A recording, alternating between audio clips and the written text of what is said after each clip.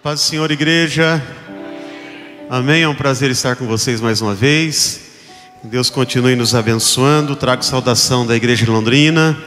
Amém. Que Deus possa estar nos abençoando com sua palavra. Aproveitando que a igreja já está de pé, vou pedir que você abra sua Bíblia em Números capítulo 27.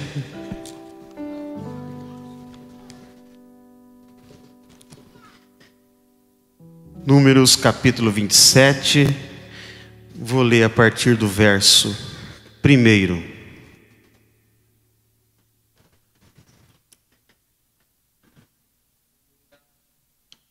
até o verso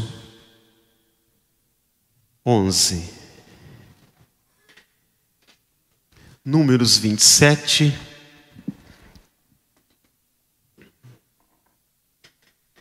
verso 1.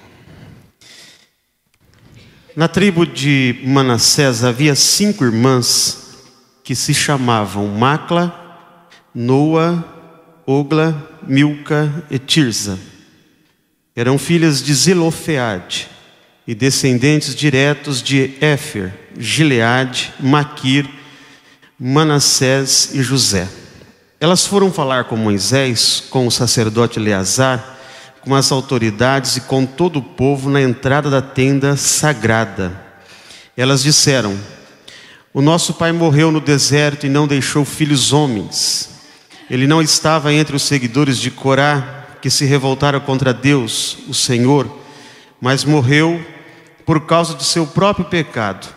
Não é justo que o nome de nosso pai desapareça do meio do seu grupo de família, só porque não teve nenhum filho homem. Dê uma propriedade para nós entre os parentes de nosso pai. Moisés levou o caso delas ao Senhor e o Senhor disse: o que as filhas de Zelofeade estão pedindo é justo. Vocês devem dar a elas uma propriedade entre os parentes de seu pai. A herança do pai deve passar para elas. Diga ao povo de Israel que quando um homem morrer, sem deixar um filho homem, a filha deverá herdar a propriedade dele. E se não tiver filhas, então a sua propriedade deverá ser dada aos irmãos dele. Porém, se ele não tiver irmãos, a sua propriedade deverá ser dada aos irmãos de seu pai. Se também o pai dele não tiver irmãos, a sua propriedade deverá ser dada ao parente mais chegado de sua família, para que tome posse dela. Os israelitas devem obedecer a essa lei, como eu, o Senhor, tenho ordenado a você, Moisés. Amém? Pode se sentar. Glória a Deus. Irmãos, a palavra que Deus me colocou ao coração nesta noite, hoje está no 10º dia da campanha, né? De busca ao Senhor, de estar na presença do Senhor. E Deus me colocou no coração para comentar com a igreja hoje a respeito do poder da oração.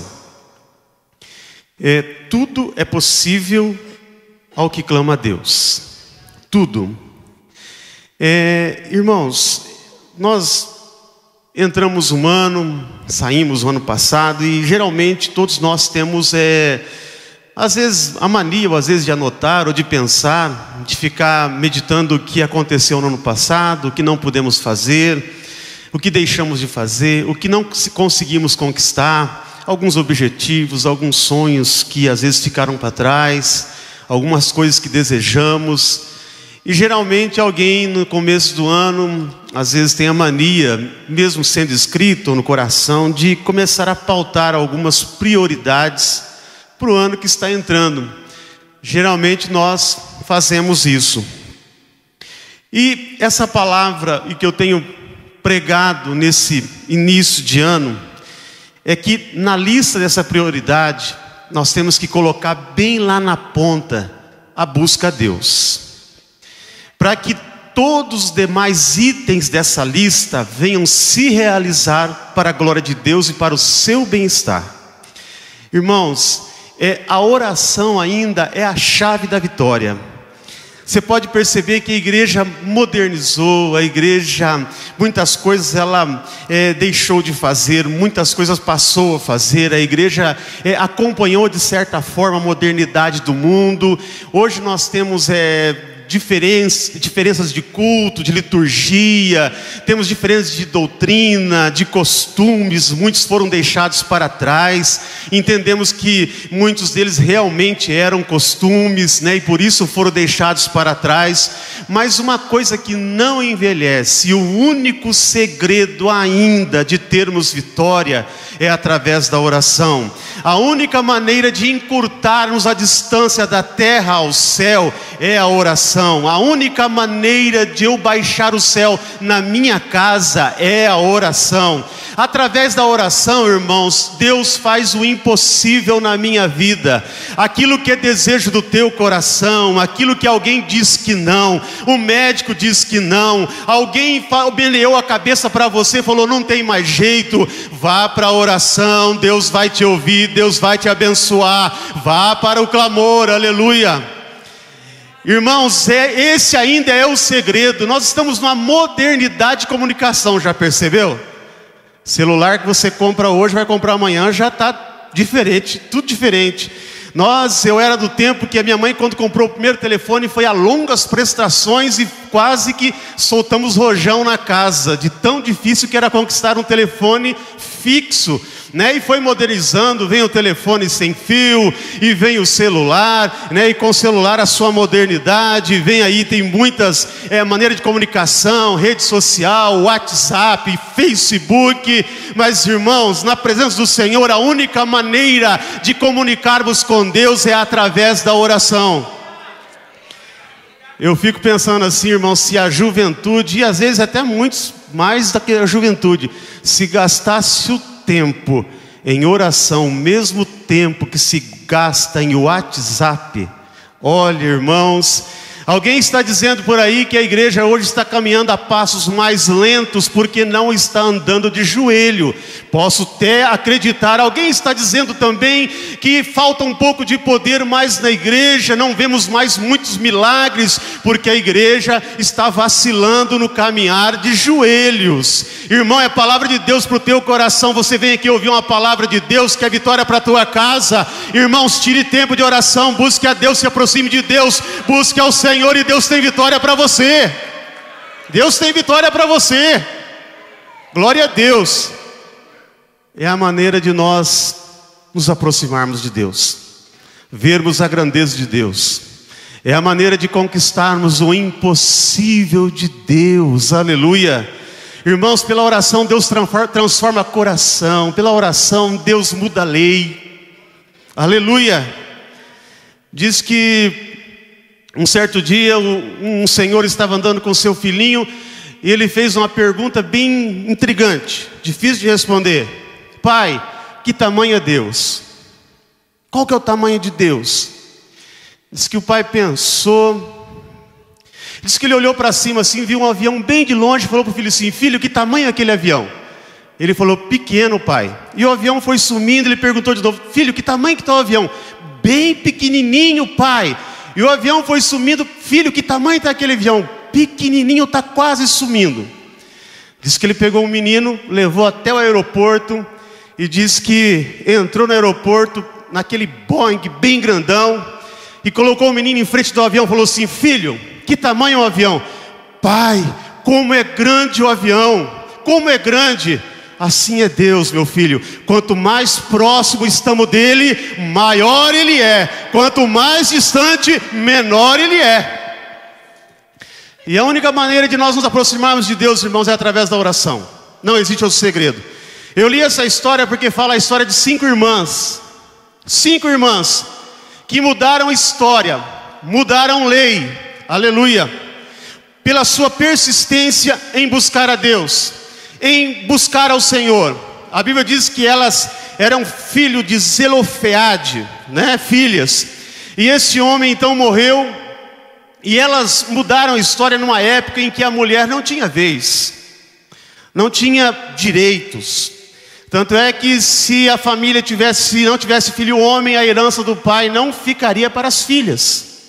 E elas então, o seu pai morreu, e elas então resolveram, né, ir até Moisés, o líder, né, ao sacerdote, para querer a herança de seu pai, o direito desta herança. A Bíblia diz então que Moisés foi a Deus, orou ao Senhor, intercedeu a Deus, e Deus então achou justo a partir daquele momento mudar aquela lei, e a partir daquele momento passou então, se na casa não tivesse filho homem, a herança passaria às mulheres. Mas irmãos, o interessante que eu notei nessa passagem, e que traz um sentido espiritual para nós, e que traz também um ensinamento da maneira como nós procedermos em oração, como nós nos aproximarmos de Deus, para que possamos ter sucesso, são o significado dos nomes delas. Elas têm um significado de nome interessante. O nome dela não é muito bonito, mas irmãos, o significado ele tem um sentido espiritual muito maravilhoso para nós. Eu vou começar com a primeira, que chama Macla. O nome dessa mulher significa confiança. Confiança. Aleluia. Irmãos, para eu me posicionar em oração, a primeira coisa que eu tenho que ter no meu coração é confiança em Deus. E quando eu falo em confiança, eu não posso deixar de entender que confiança se conquista com conhecimento. Não tem como eu confiar em alguém se eu não conhecer alguém. Isto é a base dos nossos relacionamentos, do casamento, das amizades, de tudo. O convívio e a intimidade me traz confiança. Eu vou passando a confiar cada dia mais na pessoa. Mas nós sabemos que no nosso mundo de relacionamentos, a confiança muitas das vezes nos frustra, porque confiamos no homem. E o homem às vezes nos frustra porque é falho que nem nós. E a Bíblia diz então, irmãos, que essa confiança também, ela tem que ser depositada em Deus, e ela é conquistada através do conhecimento. Quanto mais eu conheço Deus, mais eu confio em Deus. Quanto mais eu sei quem é Deus, mais eu vou me lançar aos seus pés. A Bíblia diz assim, irmãos, em Jeremias, que não se glorie o rico na sua riqueza, o forte na sua força, e nem o sábio na sua sabedoria. Mas o que se gloriar? Se glorie em me conhecer e em saber que eu sou Deus. Aleluia. Conhecimento, irmãos. A Bíblia diz que conhecimento me traz confiança. Confiança é a maneira que eu tenho que me prostrar diante do Senhor. Mas por que eu devo confiar em Deus? Existe alguma razão para se confiar em Deus? Existe, pastor, motivos que o senhor possa citar que eu posso confiar em Deus? Primeiro, Deus, Ele é verdade. Deus não fala mentira, irmãos. Se a gente for comparar relacionamentos humanos e relacionamentos com Deus, se com os humanos eu posso me frustrar, com Deus eu não tenho como me frustrar. A Bíblia diz que Deus, Ele é verdade. Ele não tem verdade, Ele é verdade. A Bíblia diz que toda palavra que sai da boca de Deus, ela se cumpre. Tudo aquilo que Deus diz, que Deus promete, que Deus fala, vai se cumprir. Por que eu tenho que confiar em Deus? Por que eu posso confiar em Deus? Por que eu posso me lançar aos pés do Senhor? Porque Deus é verdade. Outra coisa também, outro motivo para eu confiar em Deus: Deus, Ele é amor, Ele nos ama. E o amor de Deus, Ele é incondicional. A Bíblia diz que Ele se renova todos os dias. Não é igual o amor nosso, que é circunstancial. Ele é baseado numa reciprocidade, ou seja, se me amarem, eu amo. Às vezes o meu amor vai esfriando se esse amor não é correspondido. Eu posso amar conforme as circunstâncias. A Bíblia diz que o amor de Deus independe das circunstâncias, independe dos meus atos. Se eu pequei ou não, Deus me ama do mesmo jeito. Aleluia. Por que eu posso confiar no Senhor? Porque Ele me ama. Por que eu posso confiar em Deus também? Porque em Deus há poder. Irmãos, Deus é Deus do impossível. Está escrito lá em Lucas. Deus do impossível, Deus das causas impossíveis.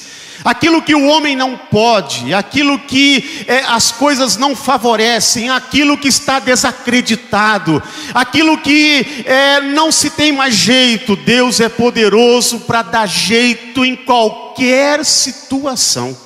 Nós já ouvimos aqui nesta noite, irmãos, Deus é poderoso para estar entrando com providência em qualquer situação. Então, irmãos, confia no Senhor, entra na presença de Deus com confiança. Com confiança. Eu tenho que me lançar aos pés do Senhor.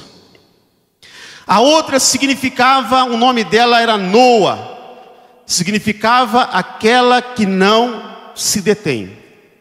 E eu trago para mim, para nosso aprendizado, significa uma pessoa que é perseverante. Irmãos, oração é uma coisa assim bem interessante. Até um colega meu, né, até de ministério, me dizia para mim assim, era até interessante quando ele falava, era até um sarro, né? Nossa, mas quanto mais eu oro, mais o diabo se enfurece comigo. Parece que eu vou parar de orar, né? Parece que quanto mais eu oro, que a coisa não está acontecendo, né? E nós vemos que a oração, ela existe provações na oração.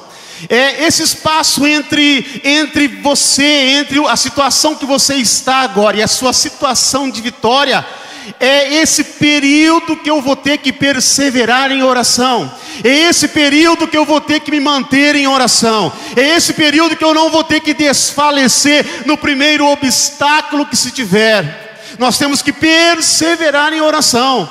Irmão, você quer vitória, mas realmente nós temos que orar. Irmãos, hoje nós estamos às vezes numa mania. Tem pessoas que não oram nem de manhã para sair para o trabalho.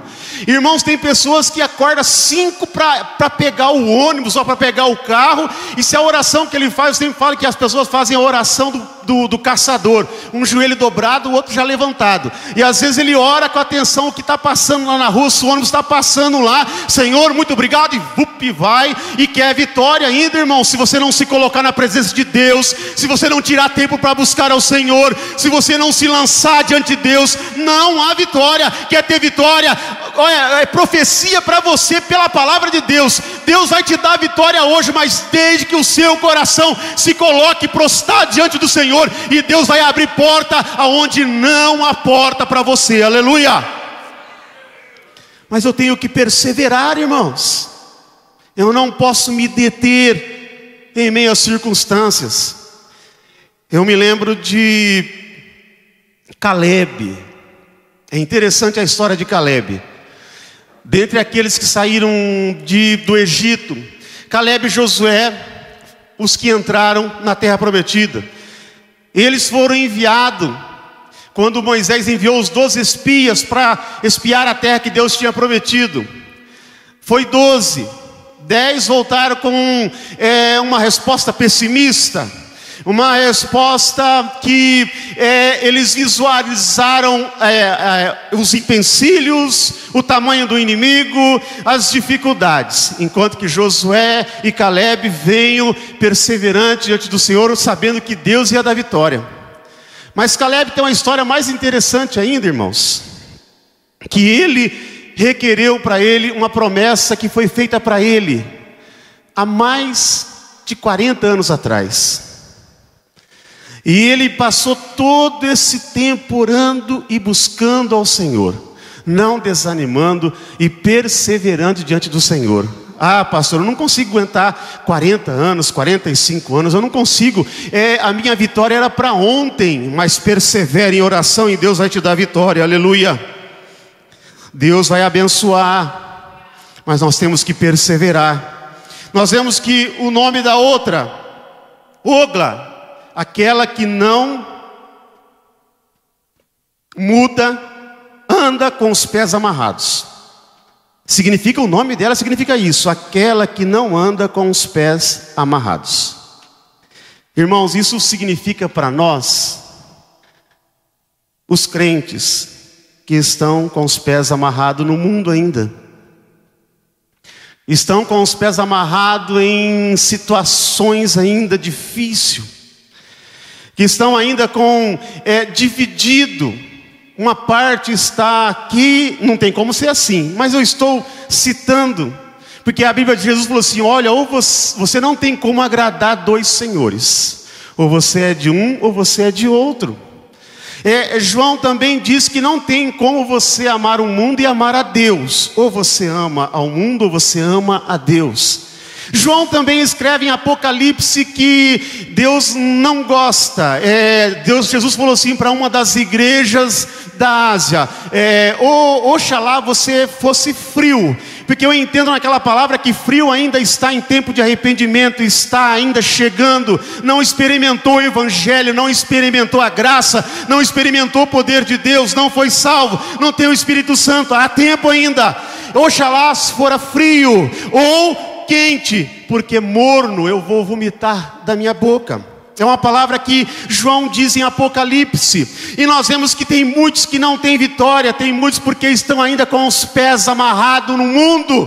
Estão ainda com coisas do mundo na vida. Estão ainda com as vestes impuras. Estão ainda debaixo das situações, escondido, praticando coisas que não agradam ao Senhor. Estão amarrados, irmãos. Enquanto eu estiver amarrado na carne, não tem como eu caminhar no Espírito. Enquanto eu estiver com a visão no mundo, não tem como eu ter visão espiritual para enxergar a vitória de Deus.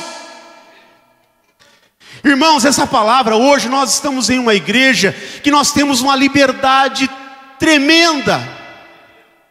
Hoje não existe uma polícia ali na porta.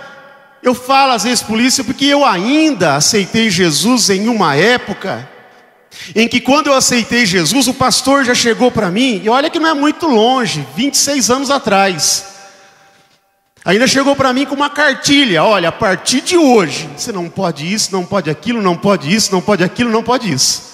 Você vai entrar para a igreja, é assim, uma cartilhinha certinha assim, já falando. E policiavam, vigiavam, observavam. Eu entendo assim que existia uma parte boa nisso. Existia até uma parte boa. Existia também uma parte ruim, porque às vezes lançavam muitas pessoas fora da igreja, às vezes por situações difíceis. Eu me lembro uma que marcou muito o meu ministério.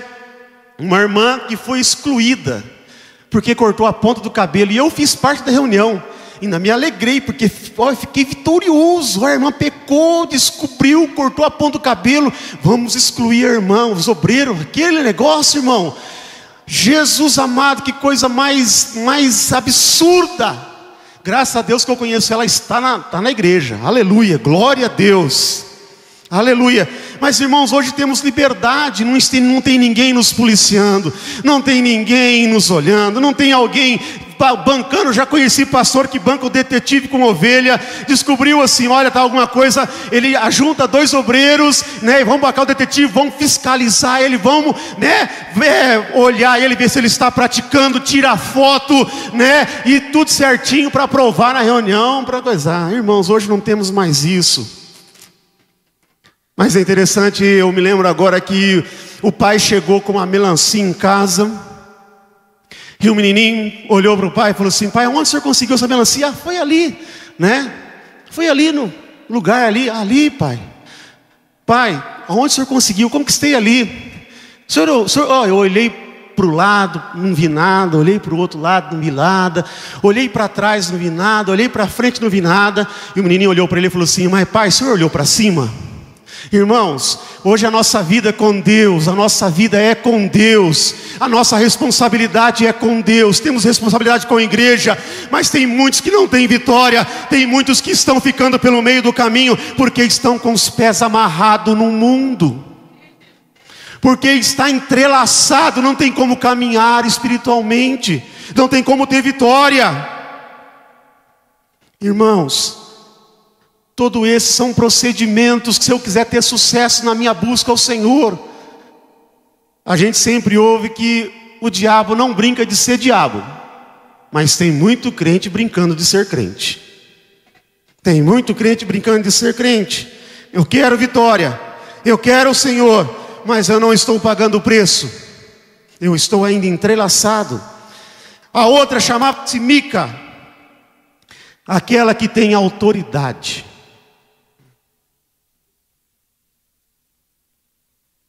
Esse era o significado do nome dela. E eu entendo isso aqui como ousadia. Eu até escrevi na frente, ousadia santa. Não tem nada a ver, porque, irmãos, nós crentes, nós temos autoridade do Espírito Santo. Nós temos autoridade na oração. Tem pessoas que oram, irmão, já desacreditando. Ah, Senhor, se o Senhor quiser, o Senhor pode me abençoar. Se o Senhor quiser, pode acontecer isso. Se o Senhor quiser. Irmãos, Deus gosta de posição. Mas essa posição tem que ser uma posição santa, no Espírito. Eu me lembro de Moisés, quando Moisés foi para entrar no deserto para caminhar com o povo, e Deus falou assim: olha, eu vou enviar o meu anjo com você. Ele falou: não, Senhor, eu não quero teu anjo não, quero a sua presença comigo. O teu anjo não, eu quero é o Senhor acompanhando, é o Senhor que tem que estar conosco. Outra vez Deus falou assim: olha, esse povo aí é de coração duro, você está aqui, né? Está aqui nesse monte, o seu povo está lá embaixo. Olha, fizeram um bezerro de ouro, estão adorando um bezerro de ouro. Vou fazer o seguinte, Moisés, vamos combinar aqui. Eu vou exterminar todos eles, e de você eu vou fazer uma outra nação. Moisés teve ousadia, falou: Senhor, o que vão falar do Senhor, hein? O Senhor tirou do Egito para matar no deserto? Não, Senhor. A Bíblia diz que Moisés intercedeu ao Senhor, Deus perdoou o povo. Aleluia. Ousadia. A autoridade não tem nada a ver com determinismo, irmãos. Hoje às vezes se ensina você colocar Deus na parede. Hoje às vezes já ouvi o absurdo de ensinar que Deus é um juiz iníquo, que para Ele ser justo comigo eu tenho que pressionar Ele, eu tenho que requerer os meus direitos. Requerer os meus direitos. Parece que eu tenho que ler a Bíblia para Deus, falar: Senhor, está escrito lá, hein? Parece que Deus está assim: ah, Ele não está falando nada, eu vou deixar acontecer do jeito que está mesmo. Está sendo injusto, mas deixa acontecer. Alguns outros ensinam que parece que eu tenho que despertar Deus, porque Deus é bem moroso, né? E eu tenho que pressionar Ele para que Ele possa me atender. Não é essa ousadia, não é esse determinismo que a Bíblia cita que eu tenho que ter em oração, mas é sim autoridade e ousadia diante do Senhor. Eu tenho que ser ousado, eu tenho que buscar ao Senhor. É como aquela mulher, Ciro Fenícia. Aquela mulher foi ousada, que ela teve autoridade diante do Senhor, diante de Jesus. Mesmo ela querendo de Jesus, Jesus falou assim: olha, não é lícito eu tirar o pão dos filhos e lançar, né, aos cachorrinhos, mas até das migalhas, aleluia, os cachorrinhos comem. Ela teve autoridade de questionar Jesus. A Bíblia diz então que Jesus deu aquilo que ela necessitava. Irmãos, eu tenho que ter autoridade em oração e ousadia para nós encerrarmos. O último nome, Tirza, que significa deleite. A palavra deleite, ela significa alegrar-se no Senhor, sentir prazer em Deus. Sentir prazer em estar em Deus. É uma coisa muito interessante que às vezes nós trocamos hoje a questão. Eu sei que envolve toda uma força espiritual, a questão de eu buscar ao Senhor. Mas, irmãos, o crente ele tem que ter prazer de estar na presença de Deus.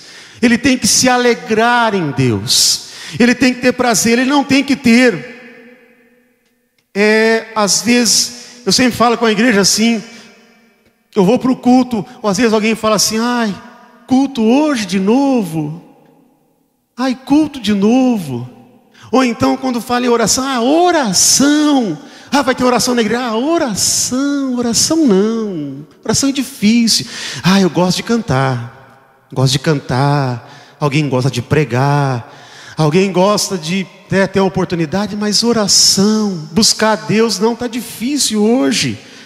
Está difícil. Glória a Deus. Eu tenho um testemunho de um pastor que foi pastor meu em épocas atrás. E ele então um dia, ele foi conversar com um pastor presente. O pastor Jorge até conhece, o pastor Lupercio Virginiano, que é um dos fundadores da Assembleia de Deus de Madureira.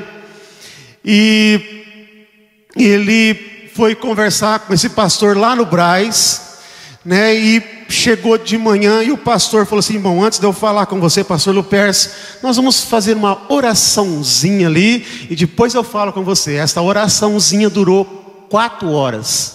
E esse pastor testificou que ele já não estava aguentando, ele trocava joelho, mudava joelho, ficava coisar, e o pastor lá. Só que a gente for ver a história de vida do pastor Lupércio, vamos ver esse ícone das assembleias que é este homem, o que ele trouxe, a maneira como Deus usou a vida dele. Aí nós vamos entender o porquê que 4 horas de oração não era nada, mas se tinha o que? Prazer. Você pode saber que quando você tem prazer em buscar a Deus, a hora passa, irmão. Quando você tem prazer e deleite no Senhor, você se põe diante do Senhor e não quer sair mais. Alguém diz assim: eu não tenho nem palavra para falar, eu oro assim, né, e vou apresentando, não tem palavra. Mas como você tem prazer em estar diante do Senhor, as palavras vem adoração, vem clamor, vem irmãos, vem na oração, é adoração ao Senhor. Você tem prazer em estar na presença do Senhor.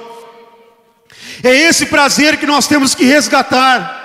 Nós temos que tirar esse negócio de pensar a oração é pesada, a buscar a Deus tá difícil, é muito custoso, é complicado. Não é não. Tenha prazer em estar diante do Senhor. Deus vai abençoar a tua casa, a tua vida. Irmãos, coloque no teu coração. Isso foi só para a gente entender. Eu citei a história dessas irmãs, porque através da intercessão delas, através do movimento delas, elas mudaram épocas. Tudo através do que? Da oração, do clamor, da busca a Deus. Busque ao Senhor, clame ao Senhor. Tenha isso como prioridade para a sua vida neste ano que está entrando. Tenha isso como prioridade para a sua vida. Tenha isso, coloque lá na primeira instância da sua lista. Busque ao Senhor, busque com todo o teu coração, busque de toda a sua vida, se lance aos pés do Senhor, e todos os demais itens da sua lista de prioridades, Deus vai dar, Deus vai abençoar a tua casa, Deus vai abençoar a tua vida. Mas eu tenho que ter esse tempo e eu tenho que buscar a Deus. Amém? Que Deus abençoe a igreja. Eu agradeço em nome de Jesus.